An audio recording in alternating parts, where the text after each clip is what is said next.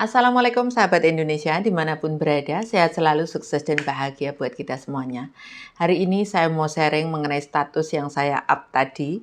Status saya di Facebook ini itu mengenai diriku sendiri, mengenai diri saya sendiri, mengenai tanggung jawab saya sebagai anak. Ketika saya menjadi anak, saya berusaha keras untuk membahagiakan orang tua, dan ketika saya menjadi orang tua, saya berusaha keras untuk membahagiakan anak.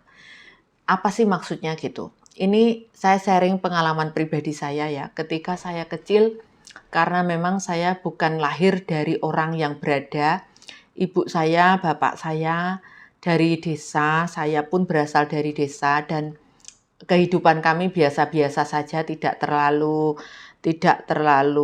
ada, juga tidak terlalu tidak berada gitu. Selayaknya orang desa lah, pekerjaan orang tua saya juga ke sawah, dan ibu saya juga ke sawah gitu. Terus saya di masa kecil tidak punya cita-cita yang tinggi, cita-cita saya hanya ingin membahagiakan orang tua dengan cara saya belajar mandiri dari kecil itu, mulai dari adik saya kecil. Mulai dari adik saya lahir itu, menurut cerita nenekku ya, mulai adikku lahir, itu adikku yang di Kalimantan itu sekarang, itu sudah pindah ke rumah mbahku. Jadi rumahnya memang depan belakang gitu. Terus sudah pindah ke rumah mbahku. Tidurnya sudah nggak ikut orang tuaku lagi. Dan dari situ mungkin aku mulai mandiri dikarenakan aku adalah anak perempuan satu-satunya, aku anak nomor 1, terus kemandirianku mulai dari situ. Sebetulnya dari mulai SD itu banyak hal yang tak kerjakan itu di luar nalarku. Ketika mikirkan saat ini anakku yang gede kan sudah SMP gitu. Ketika itu tak pikir-pikir, nalarku sebagai seorang anak ketika itu sudah berusaha semaksimal mungkin untuk membahagiakan orang tua dengan tidak ngerepotin mungkin ya, dengan memang adik-adikku banyak, jadi aku harus berbakti untuk orang tuaku itu dengan cara banyak hal yang bisa tak kerjakan gitu. Terus aku orangnya yang nggak bisa berhenti gitu. Ketika kecil pun sudah melakukan banyak hal. Terus SD itu melakukan banyak hal lah untuk ukuran aku sebagai anak desa gitu.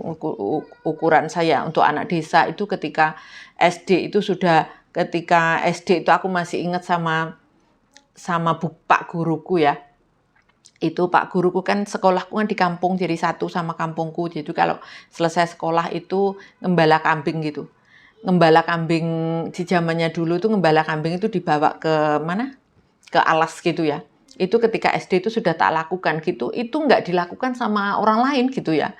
Jadi nggak dilakukan sama orang lain gitu. Ketika aku kecil sudah melakukan hal itu. Jadi mbahku itu punya banyak kambing, jadi kambingnya digembalakan gitu. Terus setiap kambing yang lahir itu dapat anak itu dibagi gitu sama mbahku. Sama mbahku dibagi ke aku, dibagi ke mbahku, kalau anaknya 2 satu-satu gitu. Jadi dari SD itu sudah mulai kerja gitu loh. Kerja untuk ukuran anak desa gitu kan. Kerja untuk ukuran anak desa itu kan sudah bisa mikir, sudah bisa kerja gitu. Terus banyak hal yang tak kerjakan ketika pulang dari ngembala itu juga, di zaman dulu itu bawa pulang itu loh, bunga pinus itu ya. Ada yang ngerti bunga pinus? Nggak ada yang ngerti ya. Bunga pinus itu di zaman aku masa kecil di kampung ya nggak terulang lagi, karena sekarang pun sudah nggak ada tradisi seperti itu gitu ya. Terus bawa bunga pinus itu, setiap pulang itu bawa bunga pinus, terus tak tumpuk-tumpuk gitu. Kalau sudah banyak tuh mbahku tak lobby. Mbahku kan duitnya banyak kan, karena mbahku kan dagang, jadi mbahku tak lobby, tak suruh beli gitu. Padahal harusnya kan itu kan dikasih aja gitu loh. Tapi dari kecil tuh pikirannya sudah cuan gitu ya. Pikirannya sudah bisnis sambil ngembala, itu pulang itu bawa kembang pinus. Nggak ngerti kembang pinus itu apa sih, itu loh yang kembang pinus, kamu tahu Sus? Nggak tahu ya? Oh ini loh Sus, kembang pinus Sus, ini Sus. Ini kembang pinus, sambil ini. Kembang pinus itu yang kayak gini loh. Ambil. Kembang pinus itu yang ini. Nggak ada. Bukan ini daun pinus ini. Ini daun pinus, kembang pinus itu yang kembang pinus itu kalau orang desa ngerti kalau anak. Yang untuk Christmas itu kan biasanya ada daun pinusnya, ada ininya ya. Ini pajangan Christmas. Itu untuk ukuran anak 8 9 tahun itu sudah ngerti cara untung gitu loh. Sudah mulai mandiri dari situ gitu. Setelah SD aku pindah ke Surabaya gitu. Jadi dari hal itu pun sudah mulai pinter gitu loh, sudah mulai berpikir gimana sih caranya saya tidak memberatkan orang tua, gimana tidak merepotkan orang tua. Jadi sejak SD kelas 2 3 itu sudah dapat duit sendiri gitu, dapat duit sendiri dengan caraku di zaman dulu gitu, dapat duitnya gitu kan. Terus ketika pindah pun juga menghasilkan uang gitu kan, sambil belajar, sambil kerja, sambil belajar, sambil kerja juga menghasilkan uang gitu. Terus ketika besar, jadi itu caraku ketika kecil membahagiakan orang tua. Terus berharapnya kan kalau Lebaran itu bisa membelikan baju baru. Untuk ukuran anak kampung kan begitu ya. Berharapnya kalau Lebaran itu bisa membelikan baju baru orang tua, bisa membelikan baju baru adik-adik, sepatu baru. Sesimpel itu ketika aku hidup di kampung itu sesimpel itu. Tapi ketika dewasa aku udah mulai kerja, sudah mulai mandiri dalam kerjaan, berusaha keras untuk membahagiakan orang tua. Nggak banyak sih bahagia yang tak berikan ke orang tua, mungkin apa ya? Kayak memberi uang itu kalau ada ya pasti tak kasih lah, itu sudah keharusan gitu. Karena itu merasa itu tanggung jawabku sebagai anak gitu kan. Terus mungkin hal-hal kecil yang mungkin orang tua itu dibutuhkan gitu, tapi juga nggak sedikit juga ketika aku nggak begitu ini sama orang tuaku gitu, nggak ngerti kenapa, karena aku udah pisah dari adikku lahir, aku udah ke rumah mbahku, jadi sama orang tua aku nggak begitu dekat gitu. Terus ketika makin kesini, makin dewasa, terus saya berumah tangga, saya punya anak, gitu kedekatan saya sama orang tua itu lebih dekat lagi karena ngerti ternyata nggak gampang jadi orang tua gitu kan. Apalagi untuk di desa, terus orang tuaku kan anaknya banyak, aku anak nomor 1, adikku 4 gitu. Jadi kan setelah aku punya anak itu baru ngerti bahwa oh seberat ini jadi orang tua gitu. Terus bakti saya lebih meningkat lagi, bakti saya lebih tinggi lagi ke orang tua karena merasa seberat ini jadi orang tua gitu kan. Terus setelah kesininya makin dewasa, makin setelah punya anak gitu. Kalau udah ngomongin orang tua, ngomongin anak itu pengen nangis sebetulnya. Setelah harus membesarkan anak, setelah ini gitu, saya selalu bilang bahwa apapun yang terjadi, baik ke dulu ketika aku belum punya pasangan itu selalu aku ngomong gini, ketika aku membina hubungan sama orang tuh gini, sama siapapun itu ya.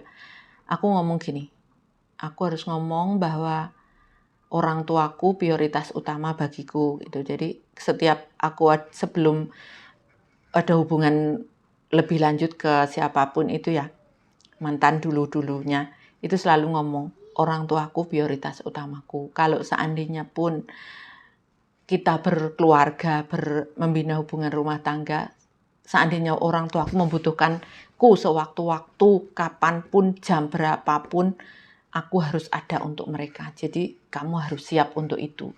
Aku selalu ngomong gitu. Baik sekarang pun begitu gitu. Ya alhamdulillah, mudah-mudahan orang tuaku dikasih sehat, dikasih kebahagiaan, dikasih sehat lah yang pasti dengan kondisi kayak gini ya.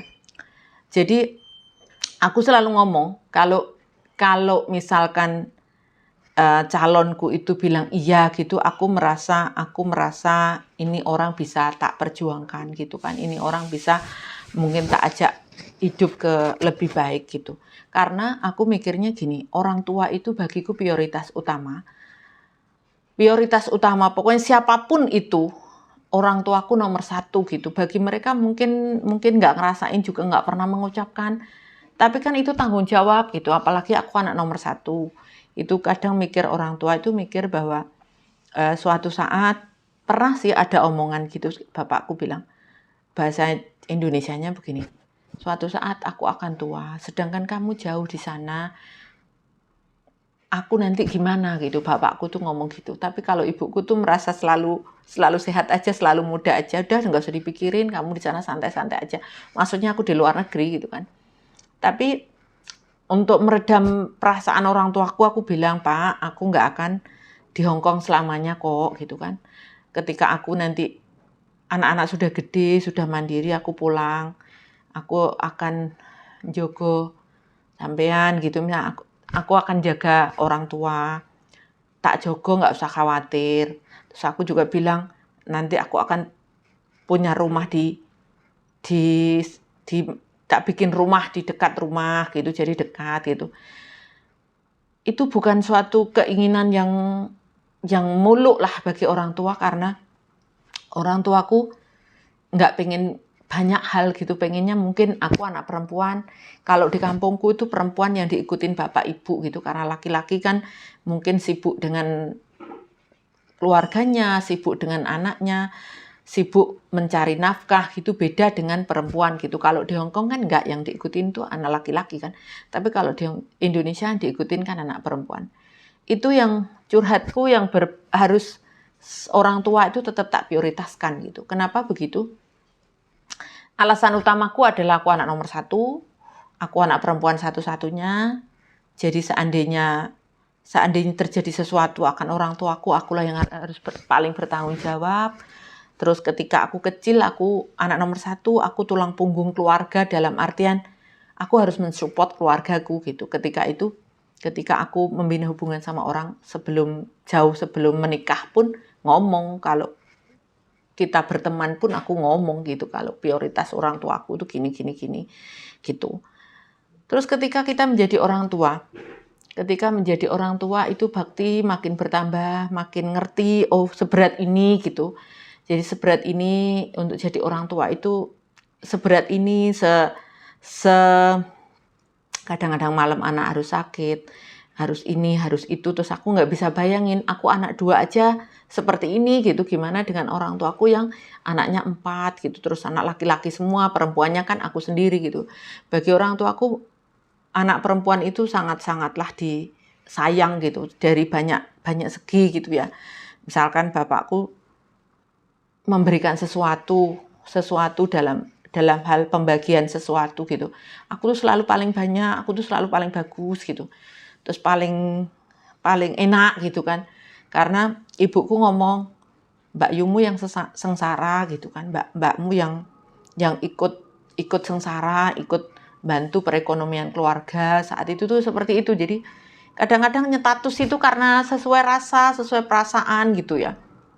Terus semakin kesininya setelah berkeluarga, punya anak pun aku mikirkan gitu, bagaimana untuk bisa membahagiakan anakku gitu. Sebetulnya ketika saya punya keinginan pindah ke Hong Kong itu seperti ini. Suatu hari saya ke sini, bawa Angelisa. Ketika itu pertama kali datang ke sini itu naik pesawat. Kita naik pesawat Garuda atau Cathay Pacific, nggak begitu ingat aku.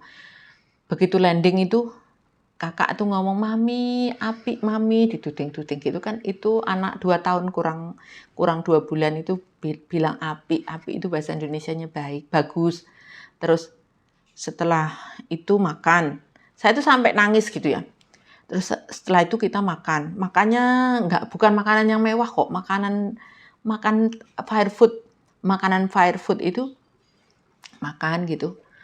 Terus Angelisa tuh nggak pernah selama di Indonesia, mungkin karena saya bukan jarang ketemu ya, jarang memperhatikan dia waktu makan, jarang ini karena saya kerjanya waktu itu masih memulai usaha, jadi kerjanya itu nggak kenal waktu gitu, jadi saya harus mengerjakan semuanya gitu kan. Jadi waktuku sama anakku tuh jarang sekali. Terus waktu itu tak ajak sendiri, tak bawa sendiri dengan kondisi kesini gitu. Terus makan ayam. Pak Jitka itu loh ngomong, mami enaknya gitu kan. Diulang-ulang gitu, mami enaknya gitu, ngomongnya tuh sampai panjang gitu. Terus saya tuh tertekun dari situ, mungkin anak ini lebih cocok kali di Hong Kong gitu kan. Terus nangis kalau ingat itu ya. Terus di sisi lain, oh anak ini kayaknya cocok di Hong Kong, kayaknya suka di Hong Kong. Terus ketika pertama kali datang dari Indonesia ke sini tuh dia nggak punya rambut. Terus setelah di sini kan kita memang makanannya kan beda ya. Kalau di sini kan makanan sup, minum sup, terus makanan-makanan yang sari, yang kita makan tuh sari patinya itu. Terus di sini beberapa hari karena saya harus pulang Indonesia, jadi pulang pergi gitu. Tapi tak lihat dia lebih dari segi makan, dari segi lain-lain tuh lebih nyaman di sini gitu. Terus ya sudahlah, akhirnya setelah 2 kali apa 3 kali tak ajak ke sini, itu ya sudah, saya bilang ya sudah pindah ke Hong Kong gitu kan. Kenapa waktu itu saya pindah ke Hong Kong, mutusin mungkin nggak banyak yang tahu. Tahun 2010 waktu itu ya. Mutusin ke Hong Kong itu karena saya udah nanya-nanya sekolah di Indonesia. Terus tempatnya saya kan di Surabaya, perbatasan Sidoarjo. Di situ ada sekolah itu International School. Terus sebelumnya di kakak juga sekolah, di sekolah itu ada Mandarin, ada Inggris ya, semi TK International School itu loh. Terus tak lihat juga biayanya itu hampir sama dengan yang di Hong Kong, dalam artian sama ini. Terus ternyata ketika di Hong Kong itu kan banyak hal yang harus tak mengerti gitu. Ketika di Indonesia tanya-tanya untuk sekolah, mikirku sekolah TK, SD gitu. Waktu itu tahun 2010 TK di Singapore International School itu, TK aja untuk uang pangkalnya itu aku tanya itu ya 81 juta. Terus belum belum bulanannya, belum hal-hal lainnya gitu. Terus aku mikirnya ya sudahlah, kita pindah ke Hong Kong aja gitu, karena kalau di Hong Kong mungkin akan lebih baik secara pendidikan, dengan harga yang sama dapatnya lebih gitu. Karena kalau di Indonesia meskipun international school mungkin yang dipelajari pun nggak sebanding dengan yang di sini gitu. Dalam artian kalau di sini kan langsung 3 bahasa ya. Jadi Inggris, Kantonis, Mandarin itu kan langsung otomatis bisa gitu kan. Terus aku udah mikir ini Inggris, Kantonis, Mandarin. Sedangkan kalau di Indonesia itu Mandarin sama Inggris dia nggak dapat Kantonisnya gitu. Terus ya sudah, akhirnya pindah ke sini lah. Di awal-awal itu nggak gampang untuk pindah ke sini. Pertama aku belum kerasan karena masih belum terbiasa dengan keadaan baru, dengan anak-anak kecil. Terus suasananya masih meskipun sebelumnya memang kerjaanku Hong Kong, Indonesia kan. Cuman kan kondisi kan aku tidak bawa anak gitu, terus harus pindah ke sini dengan keadaan dedinya juga nggak baik-baik amat, kondisinya agak sakit gitu. Jadi terus saya di sisi lain ya sudahlah, anak harus pindah ke sini, terus saya harus ngurusin dedinya sakit juga. Akhirnya ya sudah pindah ke sini aja dengan segala keterbatasan, karena aku nggak pernah jaga anakku sendiri. Akhirnya adikku dari Indonesia tak bawa ke sini. Di awal-awal masih stafku ya wis tak ajak ke sini seminggu, 2 minggu, sebulan, karena aku harus ke luar negeri waktu itu, harus ke Singapura, harus ke Saudi, harus kemana ada kegiatan kerja sama ada kepentingan pribadi juga kan. Aku inget tahun itu 2011 itu masih kesana kesini. Akhirnya adikku tak bawa ke sini. Terus kondisi ketika ada adikku tuh sudah mulai settle. Anakku sudah sekolah TK. Untuk di awal-awalnya tuh jauh sekali sekolahnya, karena dia datang ke sini itu belum langsung dikasih visa, karena perlu apply, perlu menyiapkan banyak hal, perlu nyiapin tempat tinggal dan yang lain-lain. Terus butuh waktu hampir 2 tahun untuk semuanya settle gitu. Itu alasanku kenapa harus pindah ke Hong Kong. Pertama untuk pendidikan anak juga. Terus kerjaanku memang urusan ketenaga kerjaan kan memang ada urusan dengan Hong Kong, Singapura, Indonesia gitu. Jadi ya sudahlah, akhirnya adikku tak bawa ke sini. Terus semuanya sudah settle down, terus semuanya udah beres. Terus adikku minta pulang. Terus waktu itu sempat 3 anak tak bawa ke sini, Mila, Ragil, Sri, sempat 3 anak tak ajak ke sini gitu. Terus akhirnya aku ngajak ke sininya karena Angelisa belum bisa adaptasi dengan siapapun. Pertama itu, keduanya aku harus kerja wira-wiri, selain itu loro-loro gawe gitu loh. Anak-anak tak ajak ke sini supaya bisa main juga di sini, terus tahu keadaan di sini juga. Terus akhirnya banyak hal yang harus dikerjakan. Terus setelah 2 tahun semuanya settle down, terus kakak udah dapat sekolah yang bagus, rapi, terus aku bisa pulang pergi dengan tenang gitu kerja. Separah itu, seperjuangan itu sebetulnya untuk memperjuangkan hal yang menurutku baik untuk masa depan anakku gitu. Maksudnya untuk memberikan pendidikan yang terbaik itu menurutku di Hong Kong, dikarenakan memang banyak hal untuk biaya lain-lain itu menurutku bisa dicari, bisa diusahakan. Yang jadi masalah itu kan apa yang bisa kita berikan untuk anak kita yang terbaik gitu kan. Ketika kita jadi orang tua itu mikir gitu juga. Oh, kita harus gini, anakku harus gini, anakku harus gini gitu. Terus ini nanti 10 tahun ke depan harus begini. Oh ya, untuk kuliahnya, untuk ningo. Jadi kan pikirannya tuh sampai sejauh itu. Jadi saya bukan orang yang hari ini ngomong besok dikerjakan, lusa lupa gitu, enggak. Jadi untuk anak pun sekarang, anakku masih kecil, itu sudah tak pikirkan untuk 10 tahun ke depan, untuk 20 tahun ke depan. Kenapa? Yang tak takutkan namanya orang itu kan kita nggak selalu baik, nggak selalu sehat. Terus memang kondisiku karena kerjaan yang terlalu mungkin berpikir keras, mungkin saya hanya duduk aja di depan komputer, terus di depan telepon. Cuman kan harus mikir keras gitu loh, banyak hal yang harus benar-benar berpikir keras untuk itu. Jadi jadinya saya harus ini kan, terus sering drop gitu, karena dulu wira-wiri sering drop, sering sakit juga, jadi takut gitu loh, anak tak siapkan pendidikannya nanti untuk ini gitu. Jadi sampai segitunya gitu loh. Jadi orang tua bagiku setelah jadi orang tua pun harus berusaha keras untuk membahagiakan anak, untuk pendidikan anak, untuk masa depan anak seperti apa. Dikarenakan beda dengan di Indonesia. Kalau misalkan di kampung saya kan orang tua tuh prinsipnya mungkin sekolah anak nggak perlu tinggi-tinggi lah. Yang penting ada hal yang diwariskan untuk anak. Sedangkan untuk zaman sekarang kan tidak begitu. Sekolah harus tinggi, sekolah harus yang terbaik, karena warisan kita ke anak itu gitu loh.